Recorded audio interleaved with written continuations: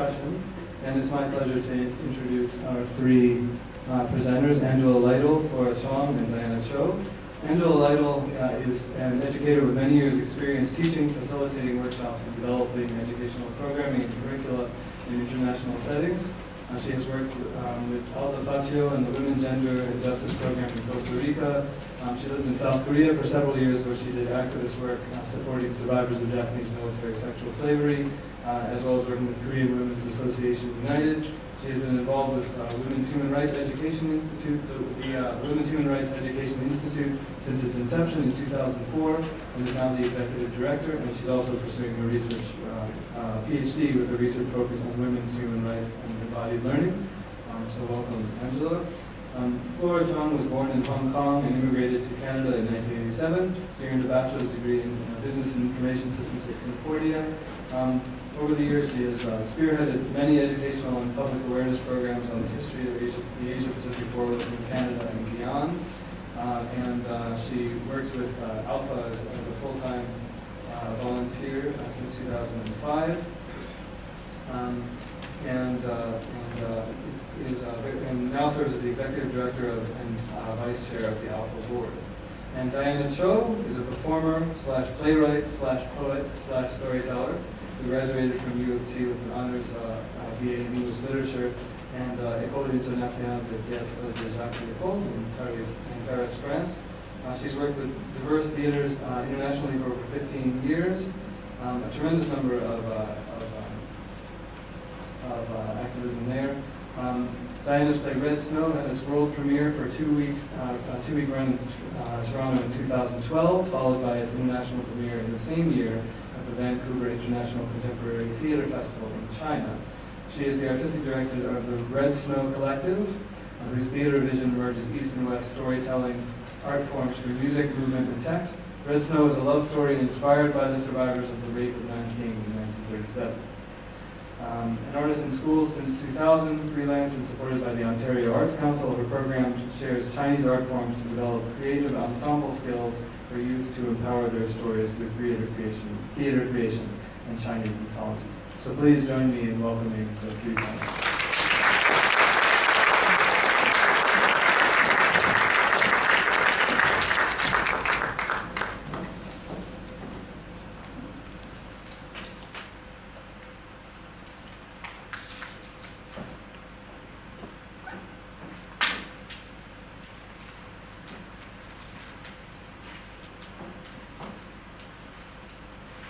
So our format for the Q&A, for the panel discussion, is that each of the panelists has been given questions to respond to.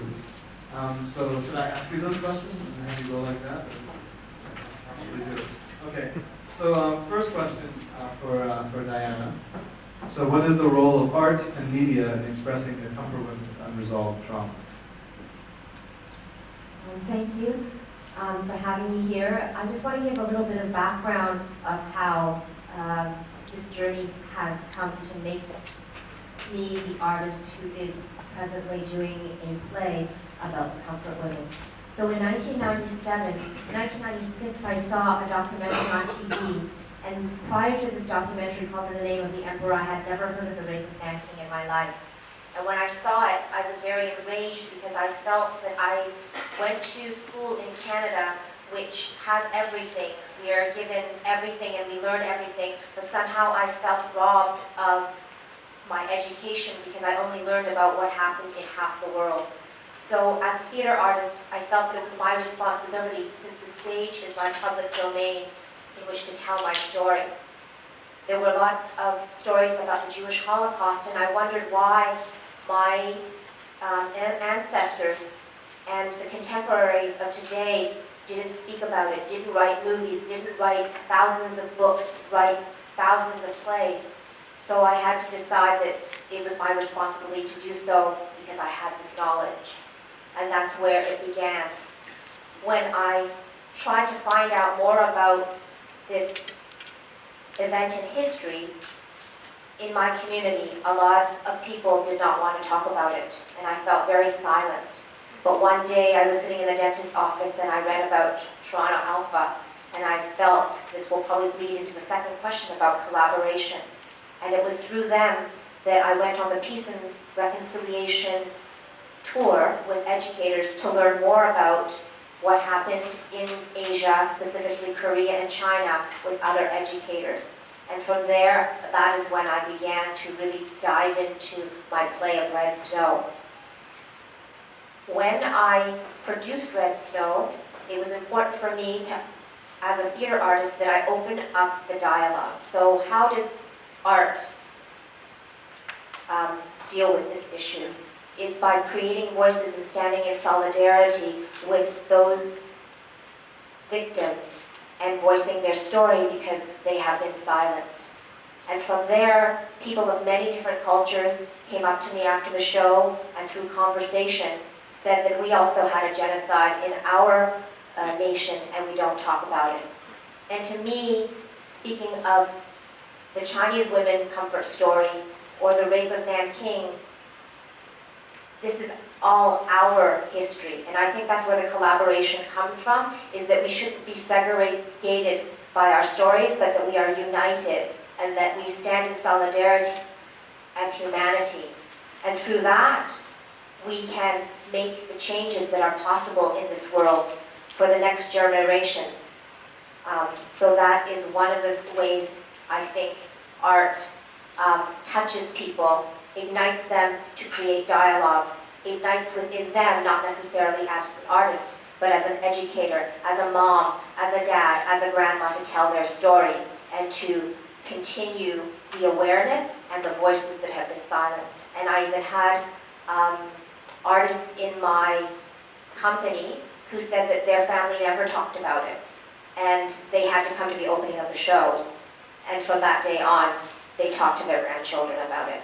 So I know that art makes change and art can make a difference. So as an artist, that is my journey and that is the only way I know how to speak. I think we're on the subject of silence and how art addresses that silence. Quite deep but endless question for artists in general, I think. Our second question has to do with the way that comfort women survivors and supporters have broken the so-called silence which surrounded the comfort women issue for a very long time. I wonder, maybe perhaps right before we move on to that, if I could ask you again about how art breaks silence, what that silence is, what it requires to break the silence. What is that silence? I mean, my research, as you can tell, is all about women who haven't really particularly been very silent for a very long time, but somehow we say that they were silent until the early 1990s, and really it's more that we weren't listening. And that governments were trying to steer our ears away from the things that they had to say. So I just wondered if you had some thoughts about how art is, helps to intervene in that kind of process. Well, when you're having the dialogue after the show with the audience, I think that is where things are ignited. They see a story, they hear a voice, they hear a song. When we were in Shanghai and the grandfather sings a lullaby, suddenly in the audience, I thought it was 3D, I didn't know what was going on. Another voice was singing that song. And he told me that he can never remember that song, never remember those words. And somehow when he was seeing the play, all the words were just came out of his mouth, and he was singing with the grandfather in my story. And then also through dialogue with people, after seeing the story, it not only ignites their own personal stories, but it starts a dialogue between people, that we're not all standing alone within a story or your parents' story, that we can stand in solidarity.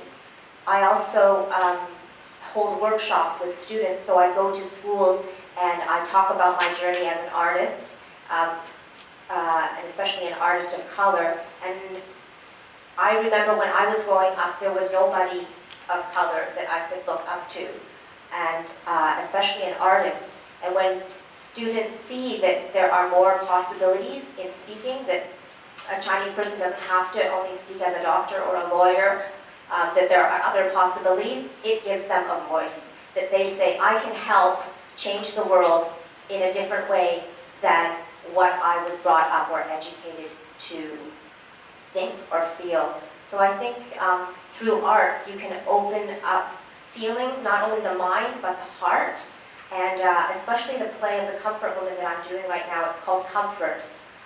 We just finished our first development phase, and I decided that music was very crucial.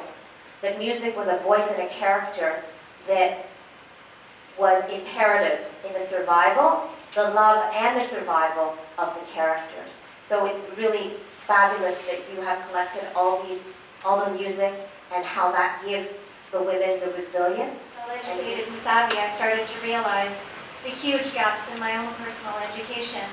As around me, the ongoing echoes of the unaddressed issues from World War II were coming to play. So the high school that I was teaching in, for example, the Japanese government at that time had imposed standing and singing of the national anthem. And there were left-wing teachers union activists in my school who were protesting against that. And this was happening. In fact, there was a high school principal who self-immolated, who committed suicide rather than agree to the singing of the national anthem. So all this was sort of coming to play, and I realized that although I had learned a lot about what happened in Europe during the war, and because of the activism of the Jewish community in Canada, I had heard from Holocaust survivors, but I didn't know anything that had happened in Asia.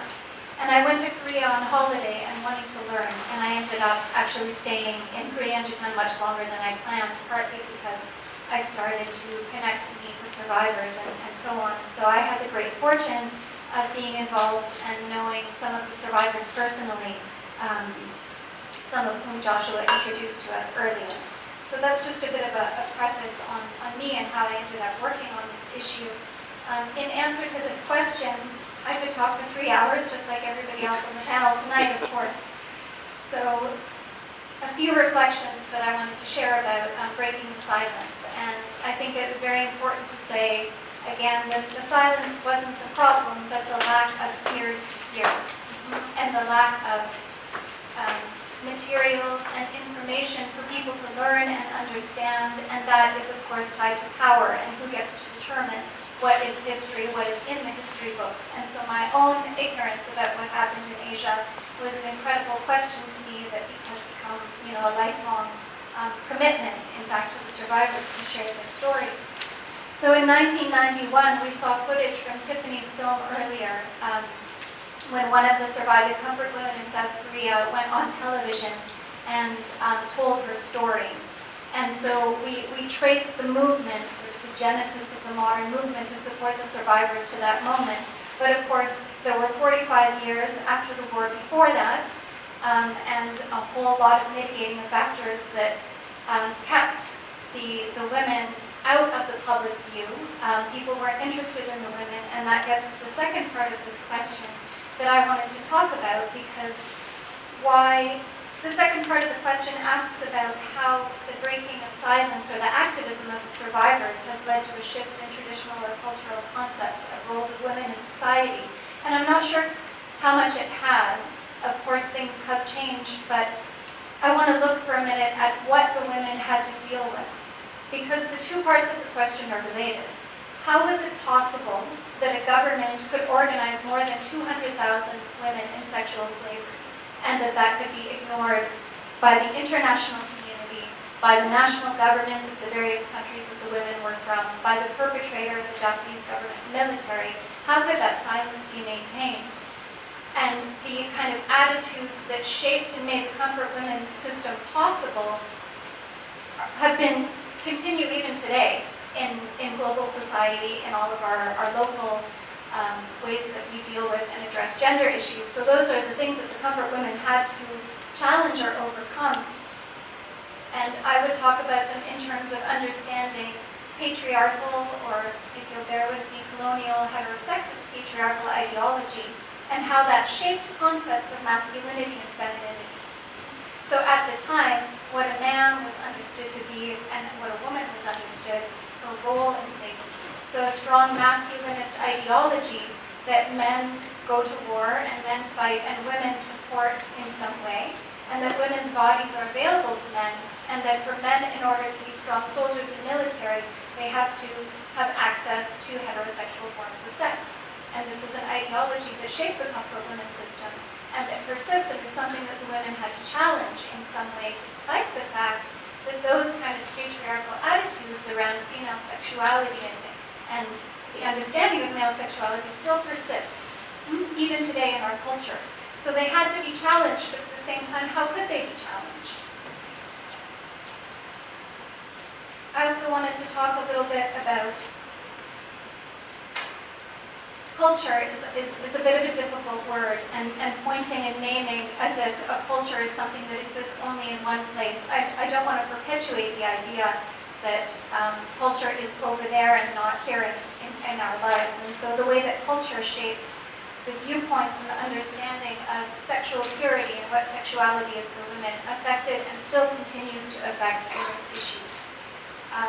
So the stigma and shame are something that has been talked about a lot, and the women talk about themselves, that there was not a positive social environment in which the women's stories could be received and understood because they would be judged for the sexual experiences that they had that were forced upon them, regardless of whether it was forced or not. A strong understanding of the importance of purity existed in the culture and continues to exist, I would say. And so the stigma existed and continues to exist on a personal level for the survivors, for whom that internalized notion of the loss of their innocence or the loss of their purity was something that made it difficult for them to tell their families, which is something that we saw in the film as well. But more important than that, I think, is understanding how stigma has a social function. And it exists in the society as a way to control and perpetuate certain ideologies. And so there was no social space for the women to be able to talk about and receive support, because the dominant ideology around that kind of sexual purity was shaped by those same discourses that made the system possible. So getting out of the theoretical, talking about it in a really practical sense, my experience and knowledge is mostly in the South Korean context. And so after the war, after Korea had been liberated from Japanese colonialism, the government in Korea also continued to perpetuate similar policies that viewed women's bodies as commodities. So for example, the US military camp towns and the support of prostitution for US soldiers that continued. And so on. And so these kind of ideologies have continued and made it really, really difficult. I wanted to bring it back around because, of course, we're having a lot of discussion here at the moment about stigma and shame in Canadian society, since we've had a CBC, a very prominent CBC media person, have accusations leveled at him. And I think it's really important for us to be able to make these connections about the way that the attitudes around shaming of women and what we often call slut shaming persist. And so when Jian Gomeshi, when the allegations first came out, I'm sure everybody's been following, if you're on Facebook, you can't get away from the debate and the discourse. But just very simply, a lot of the reaction was really, well, why didn't the women come out? If this is true and if this happened to them, well, why didn't they talk about it? And so we have to be able to name those structures of oppression and the ideologies of those in power who make it impossible, in many cases, for victims to seek justice. And that was definitely the case with these surviving women, both on the international level and at the local level. Those ideologies made it really impossible for them to be heard. I think I should need to stop there, except to say that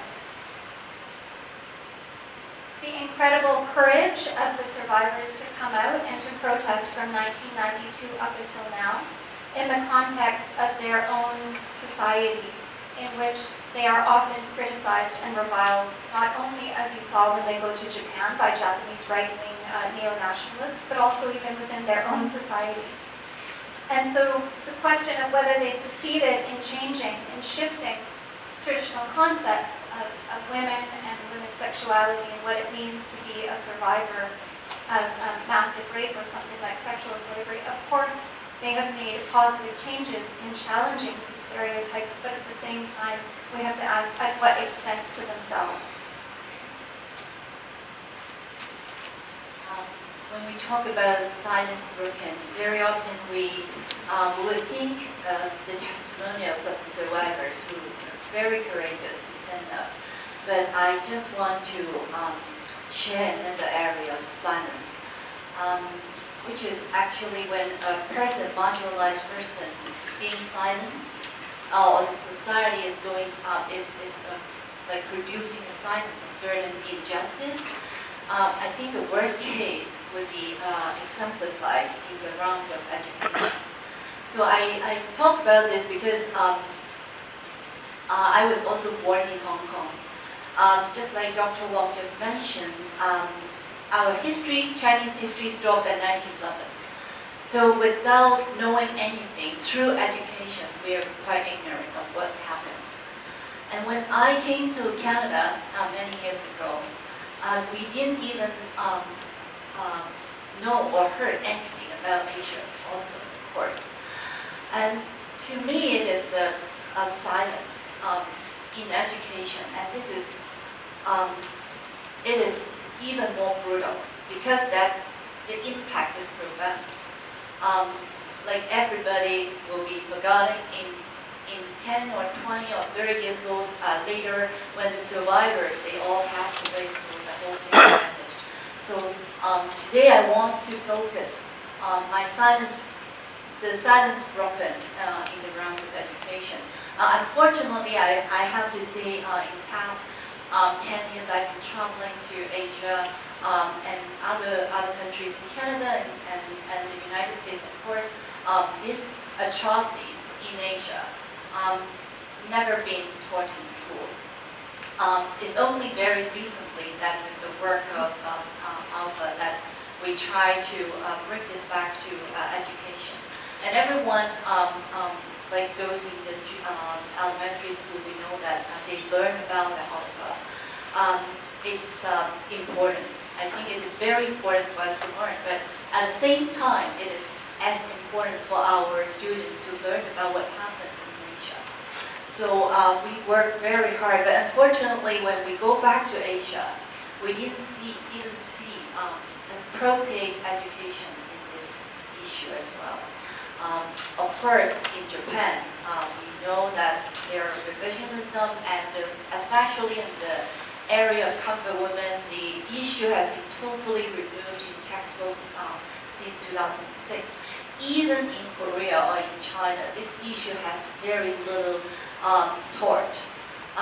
It is out of the culture, I would say, and I will mention it a little bit in part 2 of my answer. I think Angela also mentioned. In Asia, I would say, as Chinese woman, and as I understand from encountering the many survivors, the kind of, I would say, the chain of patriarchy, and the women still as the inferior gender, this kind of attitude still prevail in Asia, unfortunately. But let me first talk about how we try to break the silence in the realm of education. We mentioned about the motion passed in Canadian Parliament in 2007. Dr. Wong mentioned that Alpha was the driving force behind this campaign. We worked together with the Korean, Chinese, and Filipino community to drive this motion, and the motion was passed in 2007, and asking the Japanese government to apologize and pay reparations to the victims. But of course, there's no legal binding. Nothing happened. Despite the motion, similar resolution passed in the United States, motion passed in Canada, in the Netherlands, and also in the EU. There's no legal binding. The Japanese government still denying. But this motion brought awareness. This is very important because the passing of this motion brought awareness of many educators, realizing the fact of comfort women in Canada and beyond. And we were approached by the Toronto District School Board. Actually, one of the trustees, he tabled a motion within the school board and asked the school board to pass that motion to allow, to encourage the school to teach about comfort women. So it was a breakthrough in not just in Canada, actually it's around the world. Given the fact that the whole Western world has nothing related to World War II Asia in their curriculum. It is a real breakthrough. I would say it is breaking the silence in education. And since then, we have been working very closely with many school boards and like the University of Toronto and many educators. We went on study tour that Diana just mentioned, and we just try our best to bring this history back to the classroom. Sometimes we just wonder, we work extremely hard, but it is very, after 10 years, I would say as compared to Jewish education, we're still at infantry. We still have to work extremely hard to convince our teachers, convince the educators that this has to be taught. So this is something that I want to bring about, that this silence in education has to be broken, not just in Canada, and it has to be broken throughout the world so that the impact will be more profound. And one of the Chinese survivor we just saw, she said in the film that she felt like she's not human. She repeated that 2 years ago when we visited China. When we met her, she passed away last year. But we met her and she still said that I don't feel like human. The reason why, because she did not have the support from her community, from her country, from her family. A lot of these women told me that whenever they want to share their ordeals with other people, they want to tell their story, the husbands of the family. One grandma told me the husband would beat her up whenever she told about the story. And another grandma, we visited her 2006, and she told us as soon as she recognized herself as a victim of sexual slavery, her adopted daughter left her immediately. And she adopted this daughter for so many years. It's because of the shame. And most of these women lived in extreme poverty. So I don't know, how much. So we have movements, international movements, we have redress movements, and a lot to talk about in UN. But back to their personal life, I really don't know how far their role has been changed. A lot of these women just passed away without apology and quietly going back to the community after the spotlight. And nothing happened to their life. So I want to pose this, questions. In fact, there's no answer, but from my experience, my encounter with this survivor, I think there's still a long way to go. For sexual reasons comes from, to think about the present day life of that, which I think is as strong as it's probably ever been, I mean, there are prison brothels in Korea. I remember there was a prison brothel of Filipino women that was discovered in the mid-2000s, right around the time that I started this project. There are sexual slaves in Chicago, there are sexual slaves all over North America, and so anyway, most of them come from so-called quote-unquote third world places. In any case, so making connections and collaborating, this is the subject of our third question. How certain kinds of strategic collaboration can help to ameliorate, can help to the issue of the comfort women, but also all of its legacies in the present. Maybe I'd ask, this is a question for all of you, whoever would like to go first.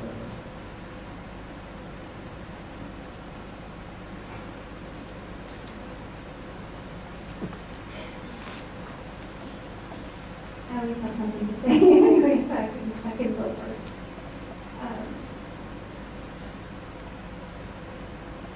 Yeah, I wrote in the margins of all my notes here that we need a revolution. You're here. And I don't mean that, tongue-in-cheek or in a small way, but thinking about the first question and what are the structures of violence that are in place in the world that enable the silencing of the comfort women and so many other people who go through experiences of human rights violations. And I think you pointed out very rightly that it is a post-colonial issue. It's a women's issue. It's a human rights issue, which encompasses all of those things. And it is important for us to find ways to have dialogue about the various intersecting oppressions that shaped the system and the silence, the failure of the international community to respond appropriately to the women then or now, the failure of their own governments to address the issues. It speaks about, we're talking about race, we're talking about class, we're talking about gender, all of these oppressions intersect. And so the issue is really complicated, and this is where we come to the question about global collaboration and why and how that is important for survivors and women's human rights. And I flew in last night from Geneva. I've just been the last 3 weeks at the Women's Human Rights Mechanism at the UN. So it's shaping how I'm looking and talking about this issue. Well, a couple of comments. Going back to the question about how the survivors broke the silence. In the 1990s, when Kim Hak-soon went on television and the movement in South Korea started to grow, that really helped spark off an international movement between survivors in all of the countries that had formerly been colonized or been war zones during the Asia-Pacific War. What was happening in a global context, the background for that, and what helped actually support the so-called coming out of the survivors was the growth of a global movement in women's human rights. It might seem to some of us to say that women's issues are human rights issues seems like common sense. I hope it does, anyway, to people in this room. But the truth is that even today, women's human rights is a concept that's under attack.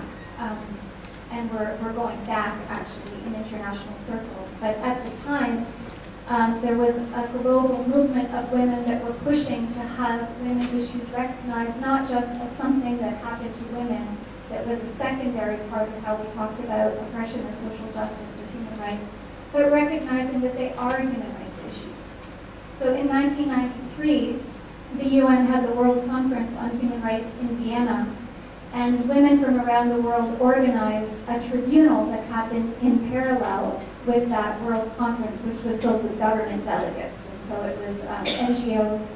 And for more than 12 hours, women from around the world came and gave testimony about experiences of violence to get the recognition on the international agenda that violence against women was a human rights issue. And there were quite a number of surviving so-called comfort women that came and testified at that tribunal. In fact, there's a film that you can watch about it that was supported, I think, by the NFB. And so the coming out and this collaboration was there was a mutual kind of support that was going there, because as the survivors were coming out internationally and were speaking and testifying, they were also supporting this global movement that was calling for the recognition of violence against women, and also for the recognition that rape was not just an unfortunate side effect of war, which is what governments still say today in the UN when they talk about it, an unfortunate side effect. Or that brothels are just something natural that followed the military. But that actually, this is a structure of violence. And that these were human rights issues that had to be addressed. And so what happened at that time in the 90s, also in the War Crimes Tribunal for the former Yugoslavia, rape was recognized as a war crime for the first time. And so, many things have happened internationally, including the UN Security Council resolutions on women, peace, and security that are part of the bigger conversation. But at the time, there was this receptivity because of the global activist movement and because of the local activist movements that were feeding into that. And that's the point that I want to get to, actually, about the importance of using women's human rights at that time, in particular as a framework for women who were, in many cases, poor. They were survivors of violence. On the international level, they were racialized women who weren't considered important enough to even be victims of crimes at the end of the war. They had to earn the right to be recognized as both victims and survivors. In that context, it was really important to have this international support to help galvanize the local movements. So in the context of South Korea, which again is where most of my personal familiarity is with, it really required a push to have the government want to take up the issue. And there are many complicated reasons for that that we don't really have time to get into. But having that international recognition was really important. And so human rights, even though the language of human rights is being co-opted a lot, there's still an ethical and a moral power that is there to support both grassroots and international social justice movements. And just a few weeks ago, the Japanese government put in a formal request to the United Nations to have a 1996 report on the comfort women that was published by the UN Special Rapporteur on Violence Against Women, who's like an independent UN expert that investigates different issues. And she went and she met with survivors in 1995, and this UN report was published in 96, and the government is still trying to have it amended. Okay, and so this was just in October. It's just a few weeks back, and of course, the Special Rapporteur refused to take back her comments, and it has not been. But I want to illustrate this point because we may get a little bit disillusioned with the UN and with the human rights system, but there is still a kind of moral and ethical authority there that is called upon. And the human rights language is a way to link what's happening in different parts of the world and look at the structural violence and the systems of oppression and find both the differential manifestations but also looking at the commonality behind them.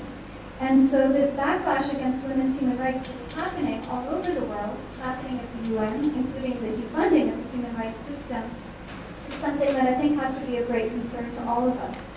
Because during that time in the 90s, citing the comfort women movement as an example, there was a certain force and power and support that came from that that may not have changed exactly the day-to-day lives of the women, as Laura and I were discussing before we started, because it's much more complicated than that in daily life. But this collaborative, this need to link different social justice movements and to recognize the commonality and of the kind of intersectional oppressions that are shaping this issue is really important because we're never going to get anywhere until, for example, the Canadian government recognizes its own human rights violations, right? So nobody wants to, what's happening in many cases is it's very easy to point a finger and talk about an issue in isolation, but when you start to talk about colonialism and oppression in another place, then you have to look at your own country and our own government's record of perpetuating colonialism and violence on indigenous peoples in this country, for example. So when I come back to saying that we need a revolution, I think that this is really important for us to deeply analyze and make the connections between what's happening in multiple places and not give up on this human rights language because it can and has been very meaningful in the lives of the survivors, although it's not a panacea. I know that we are running out of time, but I just want to make a very quick perspective. When we're talking about for the survivors, yes, I agree that international support for the survivors is extremely important because they don't have the support from their own communities. And just one example, when one of the survivors came to Toronto, she testified and she cried. She broke down completely when she was testifying. And at that time, everyone was asking her, do you really want to continue? So we want to take her down to the stage. But she said, no, I want to continue my testimonial. This is so important for me. She came from China, and there's nobody there to listen to her. and not even trusting her, or whenever she talk about it, she will be despised, she will be scolded, or she's discriminated. So that's why this international support is so important to them. But on the other hand, I think as activists, I think it is very important for us to see these victims not as the objects of politics. Because when we are trying to bring these survivors to testify, so of course we have our political agenda, but they are not just an object of this politics of redress and recognition. They are subjects themselves. They are a human being. They have life, they need love, and they need to love and to be loved. So it is very important, because what I saw in some of the Asian countries, in Korea or in China, sometimes they have been used, by different people, by NGOs, sometimes even by government, and as objects of politics. So I think it is very important in the movement of whatever rights that we have to deal with. We have to look at each of these people as a person, a human being. So that must be a fine line between them. Just add one little thing. How do I put this? I want just to say, in 2012, and it started in the 1980s, they have a conference called the Women's International Playwrights Conference. Started in the 80s because only 10% of women were published around the world. 10%. That's not 1980s is not a very long time ago. These are people in privileged societies like ours. If we do not have a chance to speak, to be published as women, then imagine those who have suffered, or in a country that has the governments that silence the voice, how difficult that is. And that was 2012, and that percentage has not risen very greatly, and this is now the year 2014. So every year this conference happens in a different country, every other year, and I'm just trying to give like a reflection of just the voice of women globally as writers. If they're silenced and they're not published, in New York, what they did to get women's work into the libraries, they didn't want to go through the whole bureaucratic system. They just went into the library and they just put it on the shelf, and hopefully somebody will read it. That's how, because they knew they couldn't battle the patriarchal, how do you call that? System, yes, the system. It's like that. Well, it's nice to hear you all talk about survivors and about remembering that the political movement is a movement on behalf of particular people, and to the extent that they can be involved and set our own compasses for our political agendas, that's I think extremely important. And to remember that in the course of this great international collaboration which we need to be doing, and thinking small, not small, actually sometimes little steps seem so absolutely enormous to me, and the fact that this panel is included in Holocaust Education Week, I think is just absolutely fantastic. And that is one of those connections that has been waiting to happen for a very long time, and thanks to the people who made that happen, I think here we are, recognizing these connections to the Jewish education that I had growing up, very much sort of was proprietary about the Holocaust and was not willing to let really Asia into it at all. And so I'm pleased no end to see that happening. We have a little bit of time left over for some questions. So we could open the floor for just 5 minutes or so for questions for the panelists, for anyone.